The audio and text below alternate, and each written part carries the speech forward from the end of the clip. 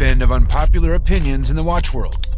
You know, those thoughts that might ruffle a few feathers but are worth sharing nonetheless. So buckle up because we're about to explore 5 truths that every watch geek needs to hear. First up, let's talk about something that might sting a little: our power, or lack thereof. Sure, we like to think that the watch geeks hold all the cards in the horological world, but the truth is we're just a tiny slice of the pie. When it comes to watch sales, we're more like a sprinkle of salt on the whole dish. So while our passion is undeniable, let's not get too ahead of ourselves in thinking we rule the roost. Next on the list is a spicy one. Brand loyalty isn't everything. Now, before you start sharpening your pitchforks, hear me out.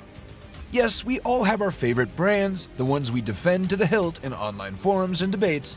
But let's face it, folks, no brand is perfect. They all have their flaws, whether it's questionable design choices, subpar quality control, or sky-high prices. Speaking of design, let's address another sacred cow. Vintage isn't always better. I know, vintage watches have a certain charm and character that modern pieces often lack. But let's not romanticize the past to the point of overlooking the present. Vintage watches have their place in the pantheon of horology, but let's not dismiss the incredible advancements made in watchmaking technology and materials over the years. Modern watches offer reliability, accuracy, and durability that can rival, if not surpass, their vintage counterparts. So let's embrace the best of both worlds and appreciate each for what it brings to the table. When we think of Rolex, what springs to mind? The Submariner? The Daytona? But hold up a sec. While we're drooling over those iconic models, the rest of the world is probably picturing something a little more vanilla. The Datejust, perhaps. The Day-Date? Yeah, we're not the only ones watch companies have in mind when they're designing their next big thing. Secondary prices matter. Now, I'll be the first to admit I used to wave off secondary prices like they were yesterday's news. Who cares, I'd say. Just buy what you love. But here's the thing, folks. For many of us, watches aren't just accessories, they're investments. And when you're dropping thousands of dollars on a piece, you want to know that it's going to hold its value. I mean, let's be real here. Watches don't come cheap. They're not impulse buys you make on a whim. No, sir. They're carefully considered investments that often require months, if not years, of saving up. So it's only natural that we'd want some reassurance that our hard-earned cash isn't going to evaporate into thin air the moment we walk out of the store. Next on the chopping block, brand snobbery. Yep, I said it. We've all been guilty of turning up our noses at certain brands from time to time. But let's get one thing straight. Just because a watch doesn't have a prestigious name slapped on the dial doesn't mean it's not worth your time. Pun intended. I mean, seriously, how many times have your friends come to you, wide-eyed and hopeful, asking for the secret formula to doubling or tripling their money with a watch purchase? Trust me, I've been there. But let's be real for a second. The watches that skyrocket in value are often impossible to snag at retail prices anyway. And let's not forget the golden rule. Don't buy watches solely as an investment strategy. If you're looking to make bank, there are plenty of other avenues to explore. Watches are about so much more than just their resale value. Next up, brand loyalty. Yes, the age-old debate of sticking to your favorite brands versus branching out and exploring new horizons. Look, I get it. We all have our go-to brands that we swear by. But here's the thing. Limiting yourself to just one brand means you're missing out on a whole world of horological wonders. Instead of obsessing over what's hot right now, why not focus on what truly speaks to you? After all, your watch collection should reflect your personal style and interests, not just the whims of the market. So let's break free from the shackles of trend chasing and embrace our individuality as collectors. The cult of vintage. Don't get me wrong, I love a good vintage watch as much as the next person, but let's not forget that not all vintage watches are created equal.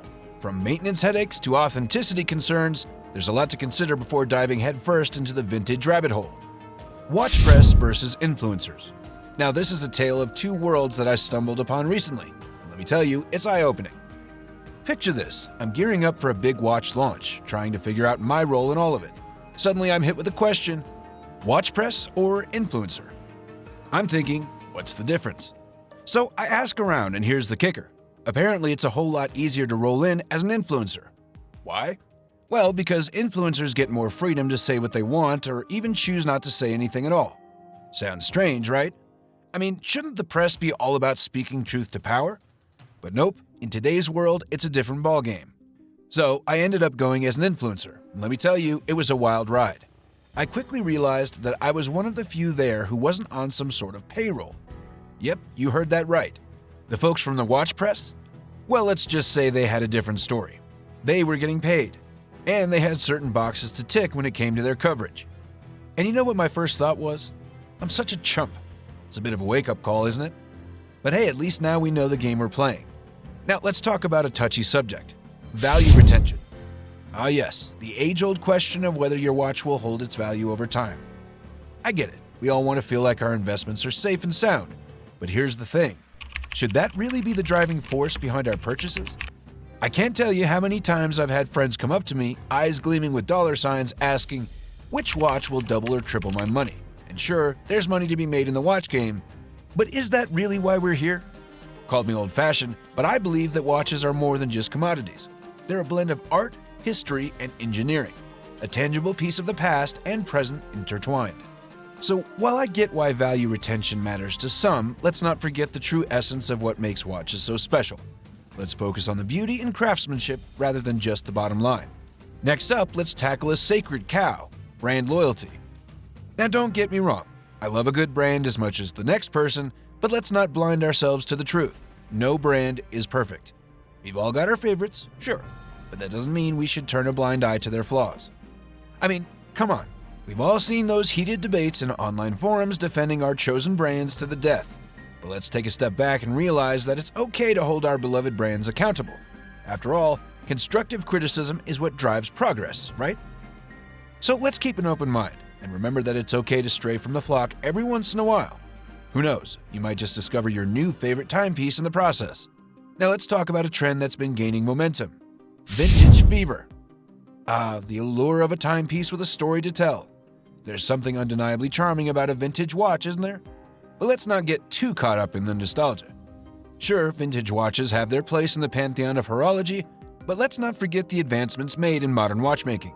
From improved materials to cutting-edge technology, today's watches offer a level of precision and reliability that our vintage counterparts could only dream of. Brand bias. The age-old question of whether your favorite publication has a secret agenda. I mean, we've all read those articles that feel like they've been ghostwritten by the brand themselves, right? But here's the thing, while bias might be inevitable, it's all about how you navigate it. That's where critical thinking comes into play. As consumers, it's up to us to read between the lines and separate the wheat from the chaff. Sure, some publications might have cozy relationships with certain brands, but that doesn't mean you have to take everything they say at face value. Trust your gut, do your research, and remember, not everything you read is gospel. Alright, let's talk about the big elephant in the room: editorial independence. Now, I'm not saying that every publication out there is a puppet for the watch industry, but let's be real. When you rely on ad revenue to keep the lights on, there's bound to be some pressure to play nice with the brands that butter your bread. And that's where things can get a little dicey. See, maintaining editorial independence in a world where ad dollars rule the roost is no easy feat. But hey, that's why it's more important than ever to support publications that prioritize integrity over profit. Because at the end of the day, a truly independent voice is worth its weight in gold. Thanks for watching. I hope you enjoyed the video. Please like, subscribe, and share your thoughts in the comments.